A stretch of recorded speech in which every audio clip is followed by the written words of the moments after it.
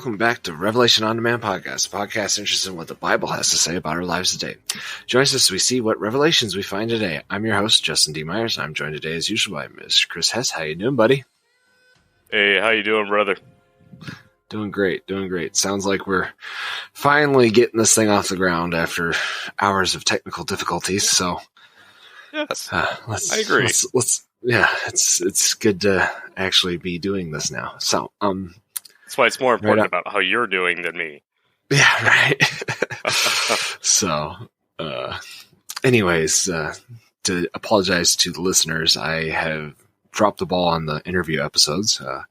It's in fact really hard to get people for interviews, so I'm just going to do those as I get an opportunity to find someone to interview.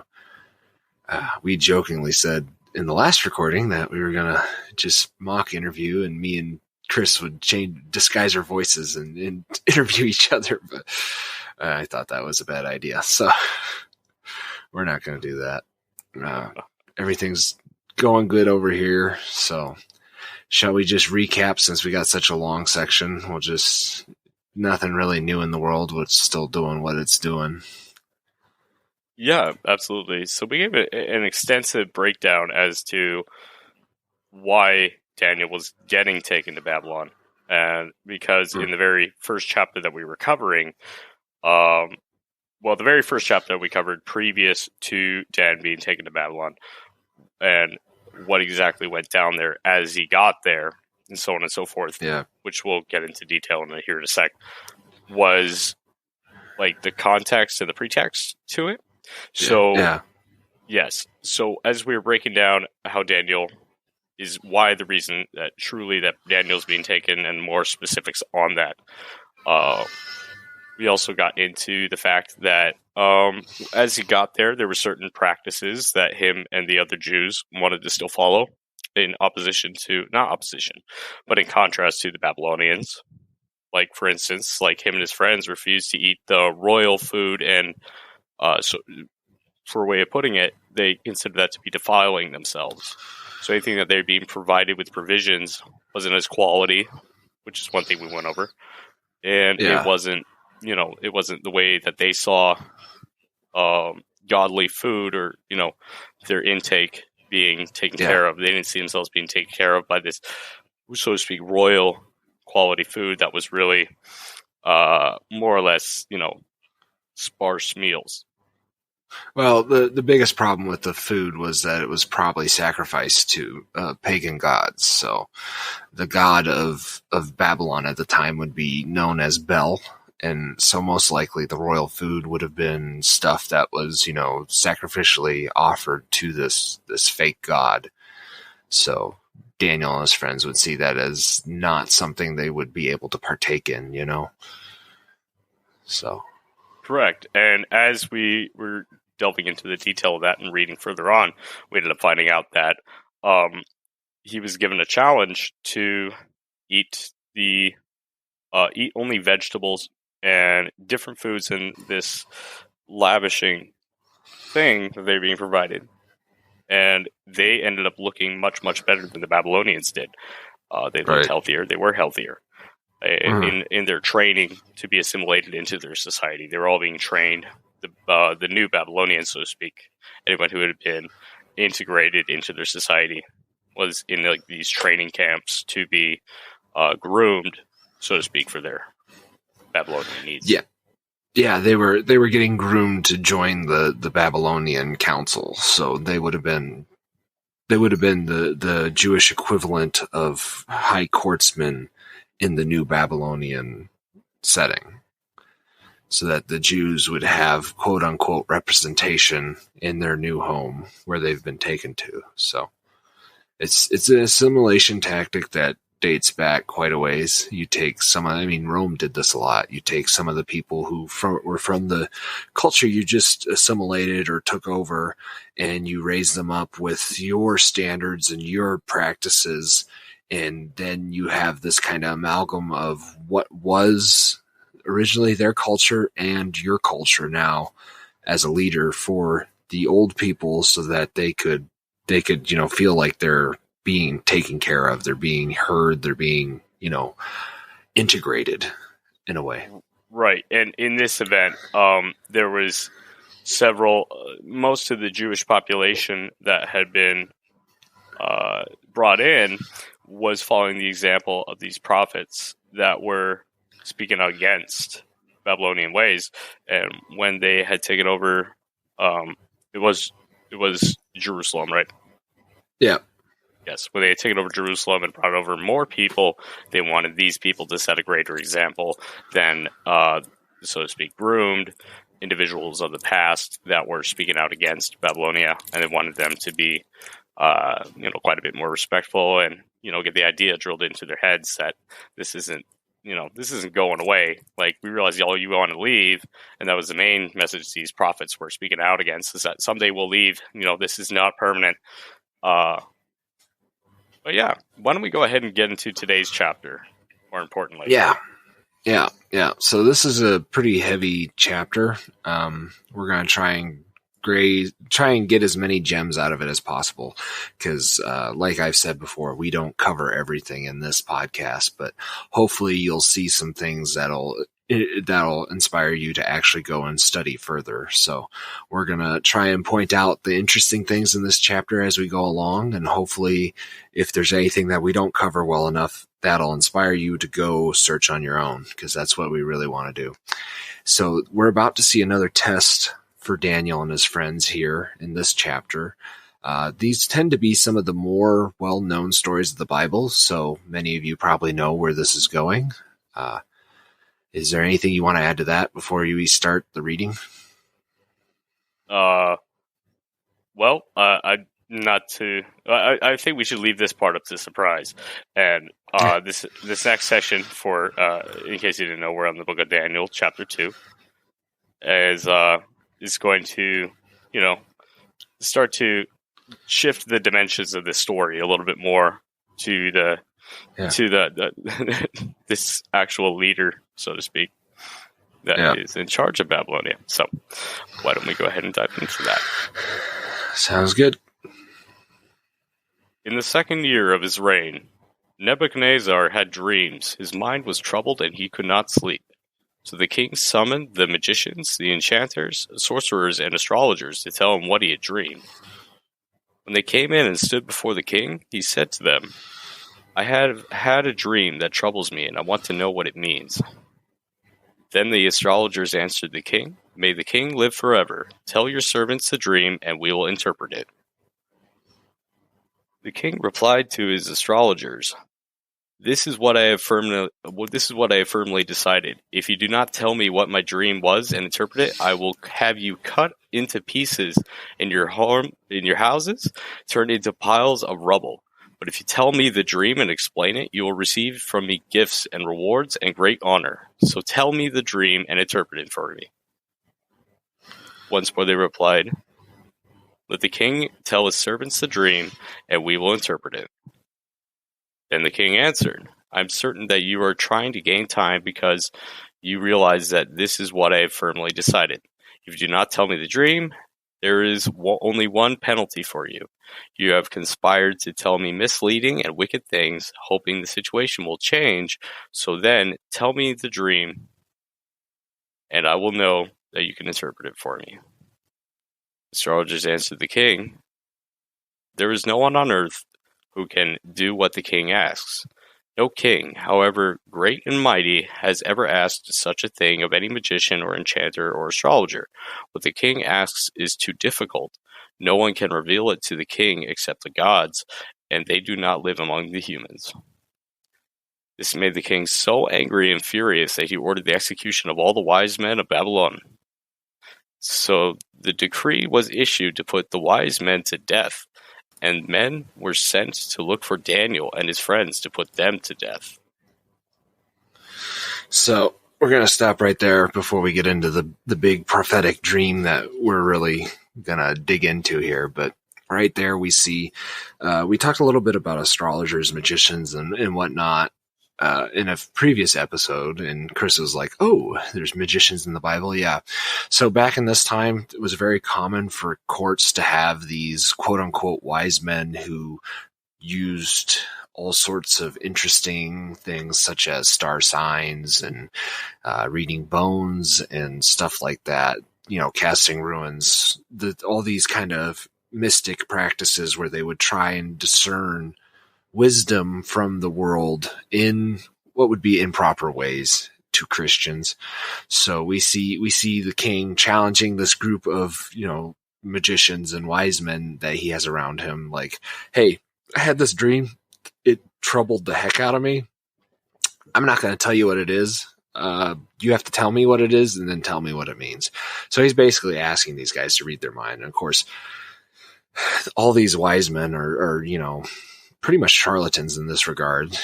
They claim they have all this power, and they're pretty much being called out by the king on this. He's like, well, if you're so powerful, then you should know what my dream is. And you see it several times here. The magicians are like, just tell us the dream and we'll give you an interpretation. And, because they can't read his mind and remember and get the dream.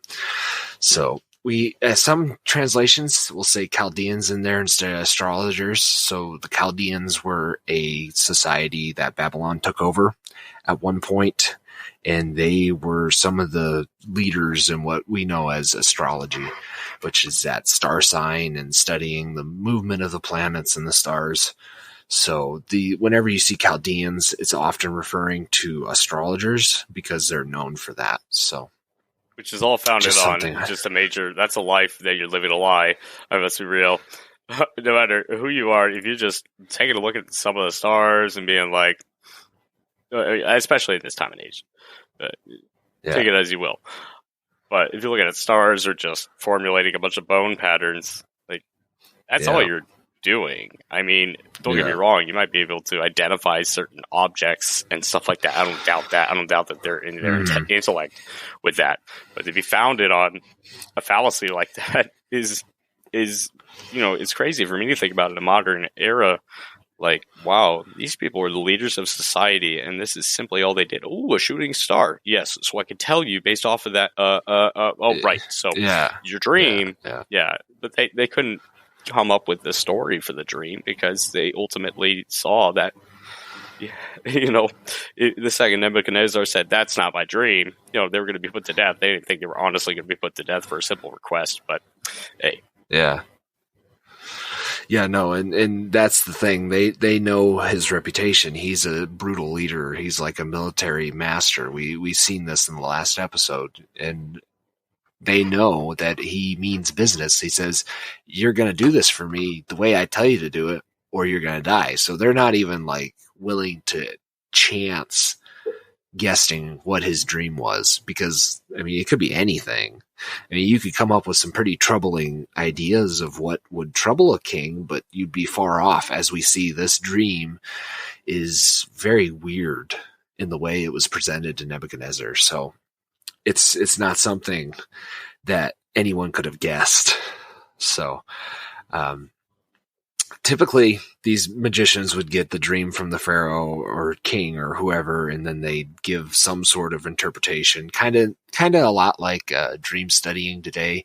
Now, I think there could be a lot of good things in studying dreams, and you can definitely help, delve into your inner psyche with some of that stuff. But I do believe Christians need to be careful of some of these other spiritual practices and make sure that we're not doing something we're not supposed to. So, interpreting what dreams are, that can help you understand like what you're going through mentally. But as far as, using that sort of stuff to like predict the future or trying to connect to some other plane or something like that could be very dangerous. So we need to make sure that whenever we this goes for stuff like yoga even, there's a physical practice of yoga, which is really good for your body. It stretches your body out. It strengthens muscles you don't use very often. Like, just the physical practice of yoga is all right. It's when you start doing the spiritual practice of yoga too that we start having issues. You can't do that as a Christian, because then you're trying to tap into the spiritual realm in a way God has not meant for man to tap into the spiritual realm. So very much in this way, these magicians are all trying to tap into the spiritual realm in ways God has not meant for man. No, So I agree with 95% of what you said. Okay. There is a massive idea that that God is able to communicate with you through your dreams, and I don't doubt that's a possibility. It's happened in the Bible as well. So I think more in the context of what you're saying is like, you know, taking someone else's interpretation, taking a real world manifestation of a complex and being like, oh, because I was able to, you know, visualize the image of Vishnu, maybe this is the reason why I should switch over to Hinduism. I don't know. That's just an example. Yeah. Yeah, and that sort of stuff can be very troubling. So we see that the entire like class, so at this point Daniel's been like turned into this wise man class, but for whatever reason he's not present when the king gives this order. So you see that this order is like, well, if you guys can't do it, I'm going to start over with my wise men class. You know, he's just going to wipe them all out and start with a new slate. So whatever reason, Daniel wasn't here, so he didn't hear about this right away. But as one of the king's people come to, you know, deliver this, we'll see that Daniel asks for some grace and an opportunity to actually do what the king requested. A lot of the priesthood says no man on earth can do this. And of course, as we see how Daniel handles this, no man on earth can do this. There's a lot of parallels here between Daniel and Joseph. So if you know the story of Joseph, where he was the guy with the many-colored coat, he ended up, you know, being enslaved from his brothers, being sold into slavery, going to Egypt, and then saving his family through becoming like number 2 to the Pharaoh. So there's a lot of parallels between Daniel and Joseph here, where they were enslaved against their will. They catch the ear of the leader somehow, and as we see, Daniel's already, you know, started to show Nebuchadnezzar that he's different than most of his wise men. So that'll play in here in a little bit. And then they become very important in the pagan governments. The summation of this chapter, Daniel and his friends will end up being some of the most important people. Now we see in the languages, the original languages, that from verse 4 of this chapter until the middle of chapter 7, all the original texts were written in Aramaic. So this was a good chance. You see the Chaldeans or astrologers or wise men start talking, and that's when the writer of Daniel switches from Hebrew to Aramaic. And the reason is because he's trying to change the setting, I think. And then this story would be more palatable to the people in Babylon. So Aramaic would have been probably one of the most common languages in Babylon. In fact, it was one of the most, like, it was like a trade language. Like today, English is a trade language where it's almost just about everyone in the world speaks English. Back at the time Daniel was being enslaved and taken to Babylon, Aramaic was that language that everyone almost spoke. So we see this is interesting. And then the story is showing the difference between God's people and the magicians. So we'll get into that with the next section. Anything you want to add? Seems very enticing. I can't wait to read it. Mm-hmm. All right. I believe I know how to pronounce this name. Verse 14. When Arioch, the commander of the king's guard, had gone out to put to death the wise men of Babylon, Daniel spoke to him with wisdom and tact. He asked the king's officer, "Why did the king issue such a harsh decree?" Arioch then explained the matter to Daniel. At this, Daniel went in to the king and asked for time, so that he may interpret the dream for him. Then Daniel returned to his house and explained the matter to his friends Hananiah, Mishael, and Azariah. He urged them to plead for mercy for the God of heaven concerning this mystery, so that he and his friends might not be executed with the rest of the wise men in Babylon. During the night, the mystery was revealed to Daniel in a vision. Then Daniel praised the God of heaven and said, "Praise be to the name of God forever and ever, Wisdom and power are his. He changes times and seasons. He deposes kings and raises up others. He gives wisdom to the wise and knowledge to the discerning. He reveals deep and hidden things. He knows what lies in darkness, and light dwells with him. I thank and praise you, God of my ancestors. You have given me wisdom and power. You have made known to me what we asked of you. You have made known to us the dream of the king. So after hearing about what's going on, Daniel immediately goes to his buddies, and we see them use their old Hebrew names here. As we learned last episode, they changed their names to make them more Babylonian. But we see them referred to by their Hebrew names. And Daniel immediately goes to his buddies and says, hey, like, we're going to die if the king is allowed to get away with this. So why don't we go in prayer and fasting and ask God to give us the dream and the interpretation so that maybe we could avoid, losing our lives here. So he's pretty much saying, at God's will, if God's will, let him save us. So Daniel doesn't think he can do this at all. He's totally like, this is only going to happen if God allows it to happen, which would, God sees this as a good opportunity to make him look more successful than the pagan gods that the magicians worshipped and used, quote unquote. So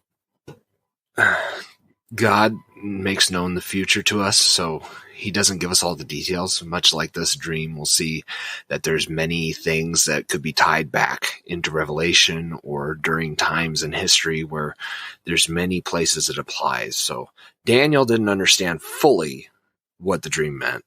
It would only be later interpreted through history that we see how some of these things take place. Whereas Daniel got the gist of the dream and what it meant to Nebuchadnezzar, or what it was supposed to mean to Nebuchadnezzar. Right. So this and Daniel through all this is very much, humble. He's saying, God, if you will it, let this be done, and right there when God gives him the interpretation, he's like, I praise you, God of my ancestors. You've given me the wisdom and power, and like you've delivered me from Nebuchadnezzar and his vile, want to destroy all the wise men in Babylon.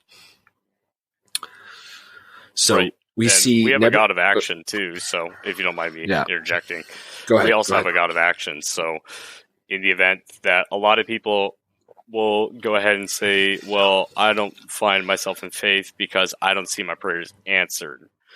And they're looking for an immediate fix to a solution or, looking to an immediate fix to a problem, right? Instead of taking action themselves. So as we are created in his image, we need to be acting on that sort of thing as well. So in this event, he acted as rationally as he could to enable his friends into the same plan and be like, look, I'm trusting God right now. This is what we needed to survive, literally, in this situation. And God was able to deliver for him. I see in a lot of people's lives, not to go off the tracks, when they seek faith and they seek God, they'll give you that answer, like I was saying a minute ago. And that's it. They don't want to seek that plan of action. They need desperate help. And even in the situations that you need desperate help, you need to find that your inner strength that God has given you, and to be able to trust in him and to trust in yourself in the situation and be, what is the most logical point of action I need to take? Mm-hmm. And even following with your faith, following through with your ideals can be a logical point of action. It might not be to someone that's Captain Common Sense, but ultimately, you know better at the end of the day. We know better of what's going to happen. Like when we were going over Revelations, we know what the end game is, right? Yeah. Yeah, and what's really amazing is that Daniel didn't know what that end game is. So they didn't have a book of Revelation at this time. We got a book of Revelation, so we know what's going to happen. But people like Daniel at this time don't have that. And I'm going to point that out several times in the story of Daniel, where he is a man of faith with God, and he doesn't even know what the end is. Like, we get the 2020 hindsight of knowing Jesus will come back. We will be resurrected. We will be in heaven with God. Like, he doesn't know all this. Most of what the Hebrews believed is that they will be in some sort of afterlife, which is often referred to as the grave. And then they talk several places where prophecies say that the Messiah will come and release them from the grave. So a lot of this is like a stronger faith than even we have today, because we have the comfort of revelation where we know what's going to happen. So we don't have to be worried that we didn't do good enough. We just have to be in Christ, So we see God gives Daniel a vision in the night instead of a dream. So prophetic dreams are often when someone is unconscious, and often it is non-believers that have dreams that are given by God. So here we see Nebuchadnezzar. He's a king. He serves a different god, and God gives him a dream that troubles him. So Daniel, being a prophet and being a man of God, is given a vision. So he's awake for this. He's in the middle of the night meditating, praying with his friends, and God gives him a vision of the dream he gave to Nebuchadnezzar, and then he gives the interpretation of that dream as well to Daniel. And that's when Daniel, praises God and says, "You have made known the dream of the king." So anything else you want to add there, buddy? Well, I think you hit the nail on the head as usual. If you'd be so kind to continue us on in verse 24. Then Daniel went to Arioch, whom the king had appointed to execute the wise man of Babylon, and said to him, "Do not execute the wise man of Babylon. Take me to the king, and I will interpret his dream for him." Arioch took Daniel to the king at once, and said, "I have found a man among the exiles from Judah who can tell the king what his dream means." The king asked Daniel, also called Belteshazzar, "Are you able to tell me what I saw in the dream and interpret it?" Daniel replied, "No wise man, enchanter, magician, or diviner can explain to the king the mystery he has asked about.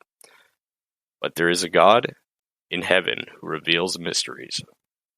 He has shown King Nebuchadnezzar what will happen in days to come. Your dream and the visions that passed through your mind as you were lying in bed are these.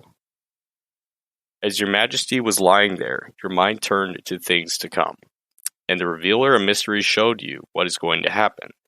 As for me, this mystery has been revealed to me, not because I have greater wisdom than anyone else alive, but so that your majesty may know the interpretation, and that you may understand what went through your mind." Your majesty looked, and there before you stood a large statue, an enormous, dazzling statue, awesome in appearance.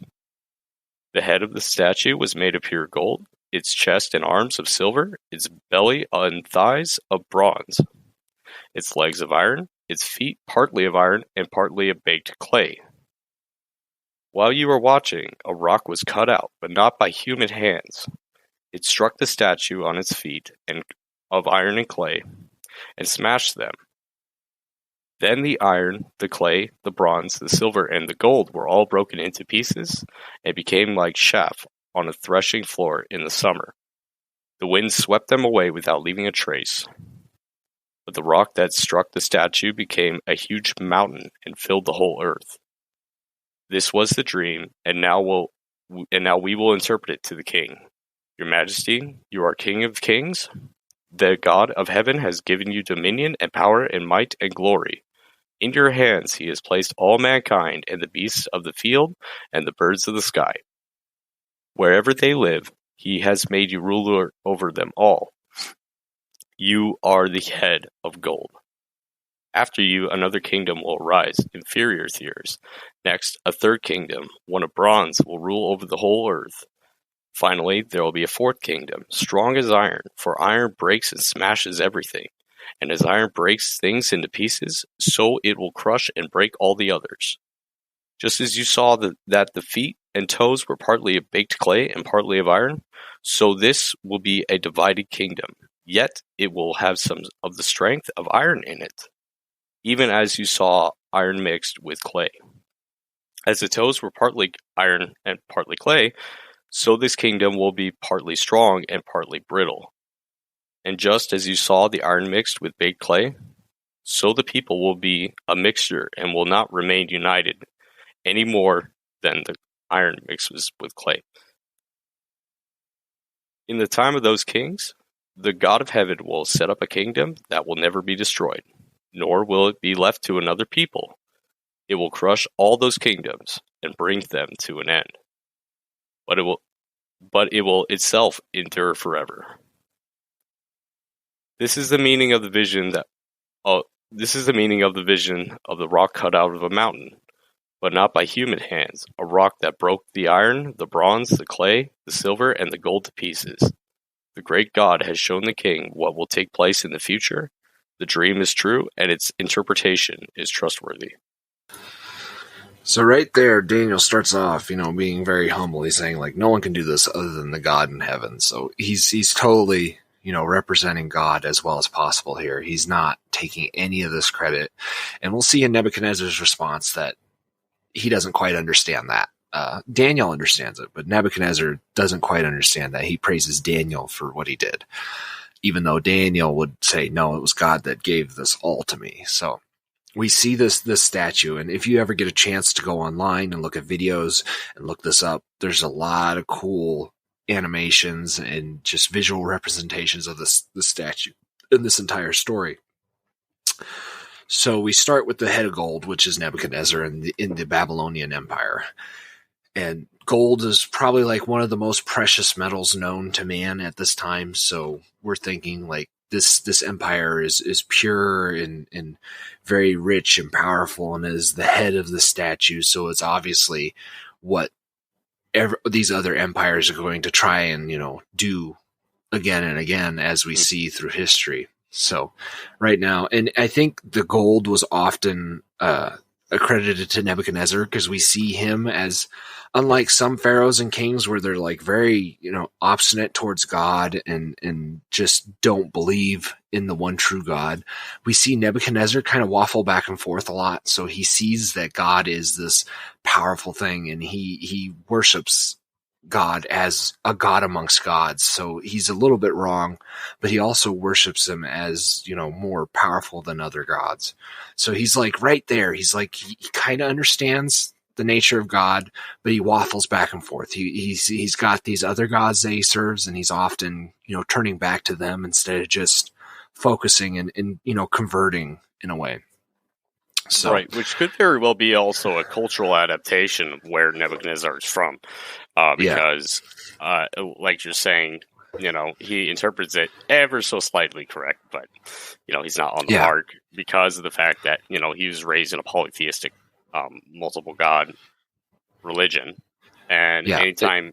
Like, if we were to live in that time and age, and let's say we were unfamiliar, and you put yourself in the shoes of Nebuchadnezzar, for instance, and you heard the term God, we usually have to associate, even with like younger people, when you hear God, they immediately go to the Christian God, but that's with a capital G. If you look at the lowercase g, you're like, what's the difference? Well, that would be a polytheistic God.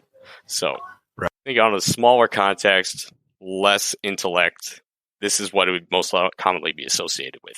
It'd be like if you heard the term fire, you're not going to think of a past Native American culture that had a god for fire, or any other culture that had a god for fire. You're going to think, oh, okay, so the Lord above in heaven, right? Yeah. And see, that's the one big thing that we sometimes have trouble with in these days. We're so scientifically minded and we're so, matter of fact. This is often where the God of the gaps sort of thing comes up. But these people at this time, the best way for them to explain the forces of nature and everything that was going on in the world around them was to ascribe it to these spiritual beings known as gods, lowercase g. So when Nebuchadnezzar first hears of, Daniel's one true God, he's probably putting him into that same category as, oh, this is a God I haven't heard of before. And that was often what happened. We'll see with Greek and Roman empires that they also, have these pantheons and would bring in gods from other cultures as they took over other places.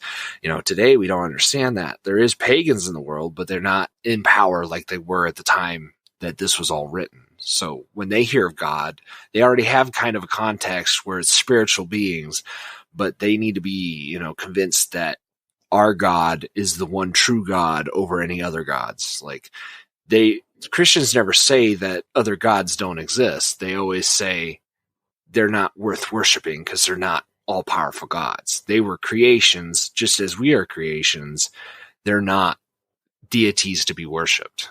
So, correct. And if Christians, you're going to be talking pantheons, like if you even go back to like ancient Greece, they're constantly importing new deities into their system, into their lore, right?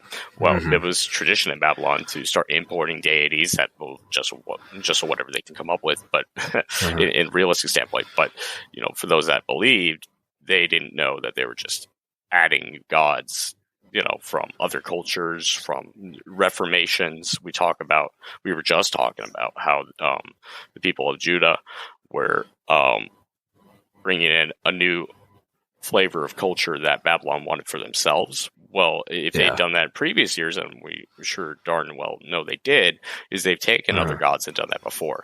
So Nebuchadnezzar, nothing against the guy, as full-minded as he was to follow through with fully like submerging himself into the belief of Babylon as well, he's going to see it that way. Yeah. And as we've seen, Jerusalem was allowed to be overtaken by Babylon because they started bringing in these other gods into their everyday worship. Like, it wasn't just all about God anymore. That's why God said, okay, if you're not going to worship me and only me, then we're going to let you be handed over to these pagans who truly worship like other gods, and you'll see how much you like it. So this is very much a time for any Jews to show their true loyalty to God. So as we move down the statue, we come to the chest of silver. Now, some people say this is the Greek Empire, but I think it more better suits the Medo-Persian Empire, which we will see in this story still. It's later on when Babylon is actually taken over after the reign of Nebuchadnezzar. And this Medo-Persian Empire was two empires that worked very closely together, and they served under one quote-unquote god king. But it was an empire with two very strong different natures to it. It was two separate empires that decided to start working together and became one. And then we'll see them as the empire that was sent to punish Babylon for their cruel misbehavior and just general disregard of the one true God. And then as we move down, we get the Greek Empire. Some people say this is the Roman Empire, but I'm going to interpret it as Greek Empire. And it's a very strong pagan empire. And since it's the belly in the groin region, it's often, when you think of the Greek Empire, they were very focused on carnal pleasure and emotions. Their gods were often about making people feel good. They had gods about, wine and sex and fertility and all these different things that were all about carnal pleasures in focusing on desires of the flesh. So I believe that's why the Greek Empire fits better for the belly of bronze than the Roman Empire. And then we move down to the legs of iron, which is most likely the Roman Empire. And I like this representation the best because they were known for putting roads throughout the world. They built the roads, the first major highways and roads that connected the entire ancient world.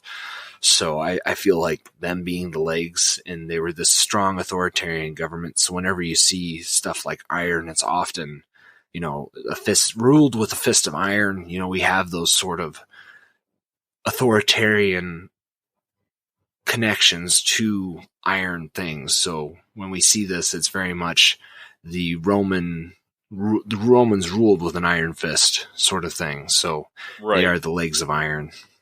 Daniel's creating for us a timeline in the statue too. So, yeah, and these already happened. Like, we've seen these in history. Like we see these fulfilled. throughout history. I mean, you have the Babylonians that were taken over by the Persians, and then they were taken over by the Greeks, and then the Romans, took over most of the world. Right. Hence, iron. Because Yeah. he literally said, in the time of those kings, the God of heaven will set up a kingdom that will never be destroyed, nor will it be left to another people. It will crush all those kingdoms and bring them to an end. Yeah. Now, onto the feet. You have an option here, depending on which form of hermeneutics you're going to take. You can either decide that the feet of iron and clay was the Roman Empire at its end, like its end times back when Christianity first took root. So you can decide that, or you can read it as it is a global government yet to come. We see a lot of authoritarian democratic nations today. So this could be a future conglomerate of authoritarian and democratic nations. So one interpretation I heard is that a government of clay is a democratic government, whereas a government of iron is a authoritarian government. So we see that this could be talking about a future global government that tries to bind these two different forms of government closely together under one global entity that kind of, allows certain areas to govern themselves based on that iron or clay sort of thing. And the 10 toes could likely match the 10 horns and crowns that we spoke of in Revelation when we went over that, where there was 10 empires or 10 rulers of that time that made up for the horns on the beast or the crowns that the beast was wearing. So very much you can take this. Yes. Yeah, right. So you can take this as either this was the end of the Roman government and it's already been fulfilled, or you can take it as this is where the discrepancy is. You can either think it's still to come or it's already happened. And as far as the last one, there is some people who think that's happened. I'm not so sure because of the fact that when the stone strikes, the entire statue crumbles and turns to dust. So in my mind, that would be the absolute dissolvement of all governments, of all, kingdoms. So when the kingdom of God, that stone, the cornerstone the builders rejected, when that comes down and crushes that authority, I think that's more referring to the second coming of Christ. I don't think that's necessarily the first coming, when the new kingdom, the new perfect order will be placed. So, I mean, there is some people who try to push that as it's already happened, and that's what happened when Jesus came and died on the cross and all that. And it does fit in some ways, but I feel like it's not quite a full fulfillment of that. So I think that is a part of this prophecy that hasn't quite come to pass yet. There's a continuation throughout the Bible that actually talks about how the stone, not this particular stone, but a stone, is a symbolic reference to how the Lord is everlasting. It's been there from point A to point B, point A being the beginning of time. Like, that's ever enduring. So that I see like a connection to as well. Yeah. So that's the one that I like to think about as still to come. So when God comes back, and we've seen that in Revelation, we've seen all the pictures of the end of the world and the destruction of governments and the rebuilding. So I think that's definitely talking about the end times where God is the stone. I mean, it's referred to several times.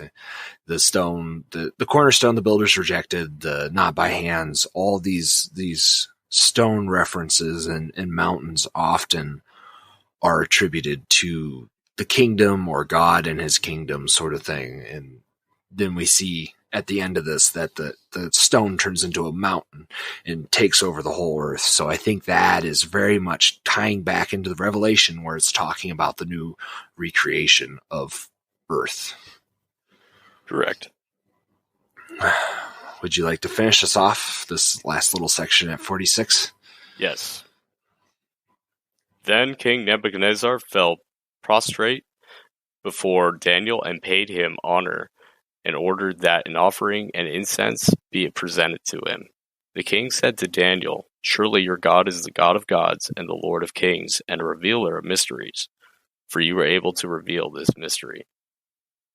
Then the king placed Daniel in a high position and lavished many gifts on him.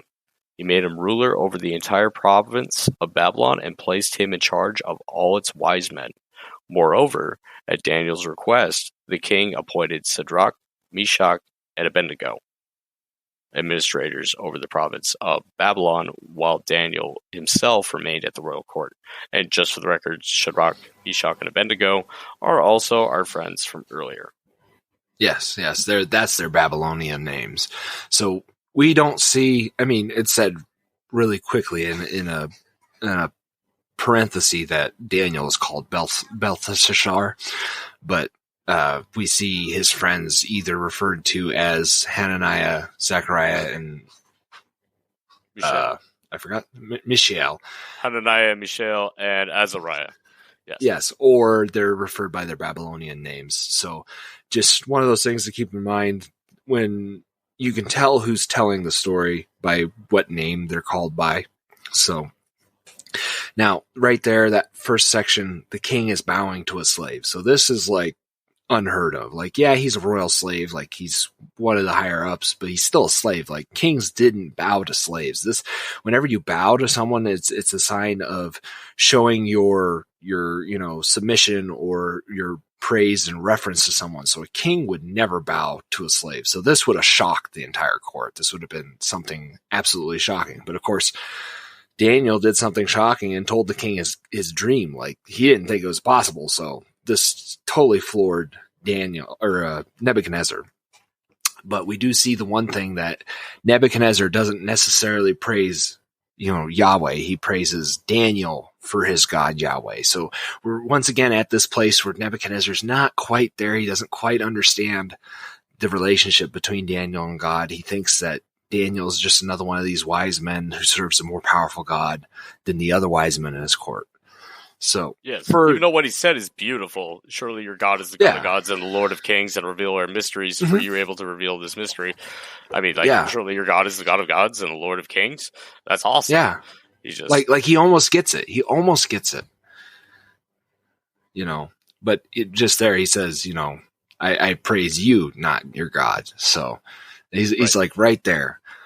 And then for his faithfulness to God, Daniel's now the administrator of Babylon, and then he raises up his friends. So, he's sharing the prosperity of his faithfulness to God. So, and we'll see that him raising up his friends will play into the next story when we get into chapter 3. So is there anything else you wanted to add, buddy? As far as all this goes, I would just like to say, first and foremost, this is a rare opportunity that God has blessed Daniel and spared him his life and given him the ultimatum of fulfilling certain things that he's going to have to do in his life to change things around him. I view the same thing in blessings in people's lives. I feel like that's meant to influence not only yourself, that's meant to influence as many people as you can, and to give. That doesn't mean to drown yourself in giving. I mean, share love. That's all I got to say. Right. I like that.